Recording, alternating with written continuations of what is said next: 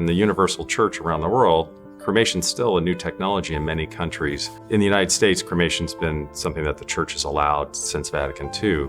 And the teaching is quite simple. First, there's a preference for the body to be buried. That's been our church tradition and teaching for a long time, but with an understanding that for environmental reasons and financial reasons and personal reasons that people choose cremation. It's a fully acceptable form of disposition of the remains. So what the Vatican really came out and said is, we fully accept that.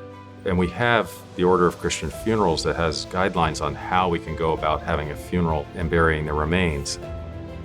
What's important to know is that the church is saying cremated remains should be buried in a sacred place. And the sacred place would be a Catholic cemetery or a blessed cemetery where there's available place to place the remains.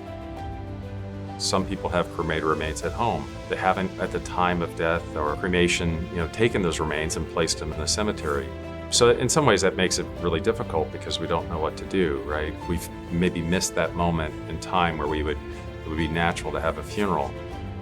So in the Catholic Church, we have a program called the All Souls Remembrance Program, and it's available to anyone of any faith, regardless of financial ability to pay for services, where we can take those remains, place them in the cemetery, have a committal service, and we do that free of charge for anyone in our society that needs that service.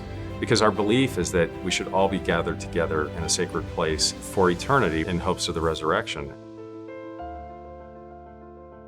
Someone choosing cremation, may have the question, how do I go about having a Catholic funeral now that I've chosen cremation? And I think one of the most important things to think of is that we want to go through the process of having a funeral and putting the body to rest in a way that the community can share in that experience, right? So just because we can have cremation and we can do the cremation immediately doesn't necessarily allow the rest of the community to go through, or the family to go through this process of grieving, gathering and committing their remains in the cemetery. So what the church teaches is that when someone passes and they're choosing cremation, that we should consider having that body present at a funeral mass in church, and that they can have the cremation done right after the funeral mass.